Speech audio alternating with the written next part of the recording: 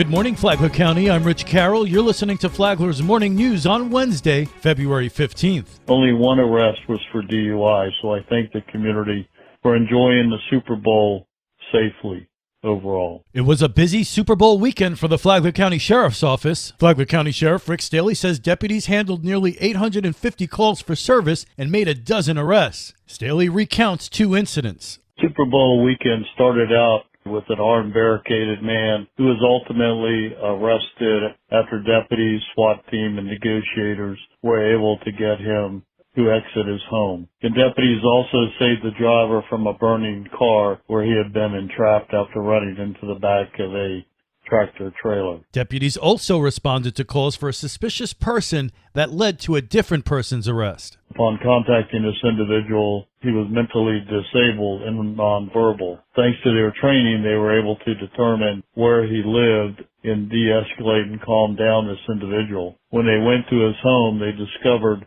that his caretaker was extremely intoxicated and ultimately was arrested. He had previously been arrested for neglect of a disabled adult and had been ordered to not have anything to drink. Caretaker Jerry Murdoch was arrested on charges of neglect of a disabled adult and sent to the Flagler County Jail.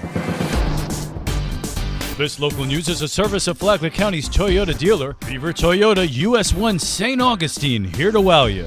And then there were three. The Flagler Beach City Commission has narrowed down its list of candidates to serve as interim city manager after firing William Whitson last week. Commissioners eliminated former Flagler County Administrator Jerry Cameron and former Flagler Beach City Commissioner Kim Carney from the list. That leaves Mike Abels, a former city manager in Palm Bay and DeLand, John Drago, a former city manager in Longwood, and Katrina Powell, who was also a city manager in Longwood after Drago and also served in similar roles in Fort Meade and in Michigan. Abels says city managers are facilitators. You have to facilitate the staff so that there's good communication and good coordination and cooperation. And I think that's one of the primary roles of the city manager is to do that. Drago noted he only wants the job on an interim basis and described his leadership style. The staff members should do what the position they hired to do. That's number one. That's the bottom line. And after that, I want to make sure that I give them all the support that they need for them to be successful. The interim manager can only be successful if the commission is successful. It's not the other way around. Powell explained why she's the right choice for the job. I've spent the majority of my career working to bring positive solutions to communities by creating successful opportunities for growth for both the community and me, while working collaboratively with staff, city elected officials, consultants, vendors, and the community. The candidates will meet with department heads and the public in a town hall style setting before a final one-on-one with commissioners. The commission is expected to vote for a candidate for interim city manager on February 23rd. From the WNZF Newsroom, I'm Amy Cherry.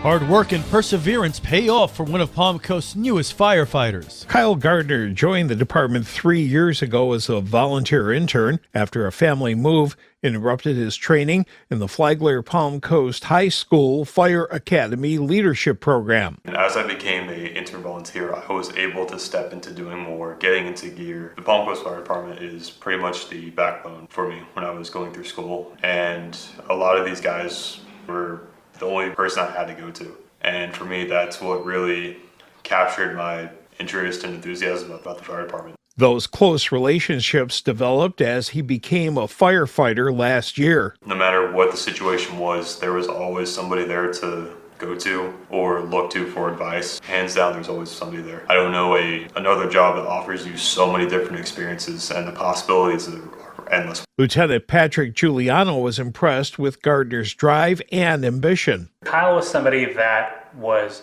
a little bit ahead of his time. He was always asking questions that were a little bit above his knowledge base, but he was interested in learning. You had a young man that was energetic and engaged in what the fire department does.